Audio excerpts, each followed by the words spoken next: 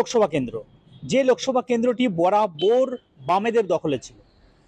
2014 সালে এই লোকসভা কেন্দ্রের পালাবদল হয়, জয়ী হয় তৃণমূল প্রার্থী অভিনেত্রী মুনমুন সেন। পরবর্তীকালে 2019 সালের লোকসভা নির্বাচনে ফের পালাবদল হয় বাঁকুড়া লোকসভা কেন্দ্রের, জয়ী হয় সুভাষ সরকার বিজেপি প্রার্থী।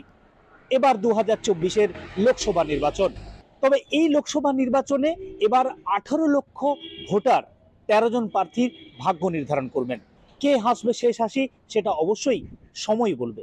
কিন্তু বাঁকুড়া লোকসভা কেন্দ্রের দুই যুযুধান প্রার্থী, তৃণমূল প্রার্থী অরূপ চক্রবর্তী এবং বিজেপি প্রার্থী সুভাষ সরকার, তারা কি বলছেন, এই লড়াই কতটা কঠিন, চলুন শুনে নেওয়া যাক দুই প্রার্থীর বক্তব্য।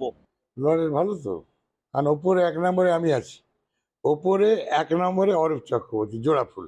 প্রথমবারে অনেক হেভিওয়েট প্রার্থী ছিলেন প্রতিদ্বন্দ্বিতায় সুব্রত মুখার্জি, আর এবারে যিনি আছেন তাকে তো তার নিজের দলের লোকেরাই পছন্দ করছে না।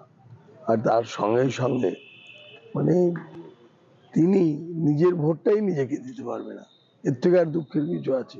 বাঁকুড়ায় অরূপবাবুর বিকল্প নেই এবং আগামী দিনে 4 তারিখে শেষ হাসি অরূপবাবুই হাসবে। ব্যক্তিগতভাবে ডাক্তার সুভাষ সরকারকে 1 নম্বরে রাখবো। তার কারণ তিনি একজন বাই প্রফেশন ডাক্তার মানুষ, শিক্ষিত মানুষ, 5 বছরের কেন্দ্রীয় মন্ত্রী, অনেক বেশি অভিজ্ঞ, ভদ্র মার্জিত মানুষ, এবং বাঁকুড়ার জন্য তিনি বিগত 5 বছরে যে কাজগুলো করেছেন, আমার মনে হয় বাম আমলের বাসুদেব আচারিয়া বা তৃণমূলের মুনমুন সেনকে যদি কম্পেয়ার করেন, ওনারাও 10%, মুনমুন সেনকে বাদই দিন, কোনো কাজ করেনি, বাসুদেব আচারিয়া ওনার 10% কাজ করেননি, উনি বোধহয় 4-5টা টার্ম কমসে কম ছিলেন। আমার শহর বাঁকুড়া থেকে সৌরভ গঙ্গোপাধ্যায়, কলকাতা টিভি।